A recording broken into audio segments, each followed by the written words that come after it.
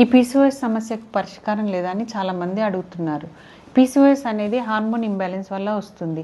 ఈ సమస్యకు పరిష్కారం మీ చేతుల్లోనే ఉంది. ముఖ్యంగా ఆహారపు అలవాట్లు. చాలామంది వైట్నే ఇష్టపడడం జరుగుతుంది. White rice, white sugar, white salt. Whites are poisonous.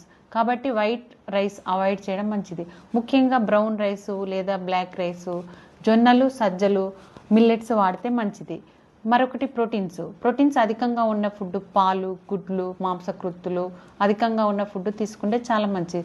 మూడవది యాంటీఆక్సిడెంట్స్ అధికంగా ఉండే పండ్లు, ఆకుకూరలు, కూరగాయలు ఇవి ఆరోగ్యానికి చాలా మంచివి.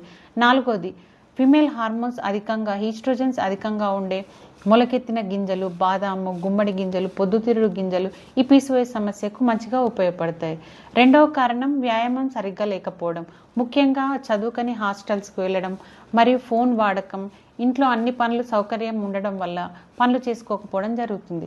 కాబట్టి రోజు ఉదయాన్నే 1 గంట, సాయంత్రం 1 గంట మీకంటూ టైం కేటాయించుకోవడం చాలా అవసరం.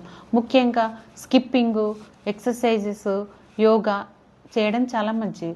మరొకటి స్ట్రెస్ ఏదైనా సమస్య రాగానే ఎందుకు వచ్చిందని టెన్షన్ పడే బదులు ప్రశాంతంగా ఉంటే చాలా మంచిది. దీనికోసం యోగా, ధ్యానం లాంటివి చేయడం చాలా మంచిది. మీకు అయినా కూడా సమస్యగా ఉంటే గైనకాలజిస్ట్ని కలిసి మందులు వాడితే ఈ సమస్యకు పరిష్కారం దొరుకుతుంది.